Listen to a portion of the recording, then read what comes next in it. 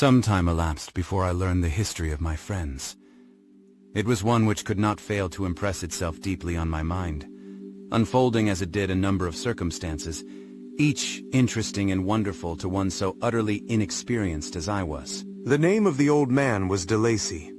He was descended from a good family in France, where he had lived for many years in affluence, respected by his superiors, and beloved by his equals. His son was bred in the service of his country, and Agatha had ranked with ladies of the highest distinction. A few months before my arrival, they had lived in a large and luxurious city called Paris, surrounded by friends and possessed of every enjoyment which virtue, refinement of intellect or taste, accompanied by a moderate fortune, could afford. The father of Safi had been the cause of their ruin.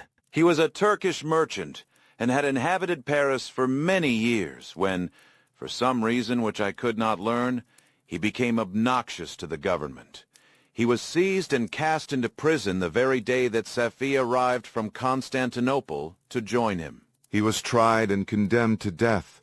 The injustice of his sentence was very flagrant. All Paris was indignant, and it was judged that his religion and wealth, rather than the crime alleged against him, had been the cause of his condemnation. Felix had accidentally been present at the trial. His horror and indignation were uncontrollable when he heard the decision of the court. He made at that moment a solemn vow to deliver him,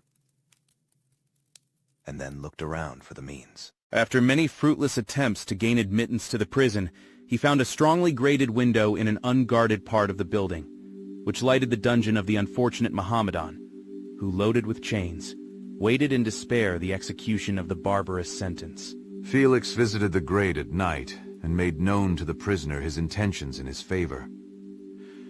The Turk, amazed and delighted, endeavored to kindle the zeal of his deliverer by promises of reward and wealth. Felix rejected his offers with contempt.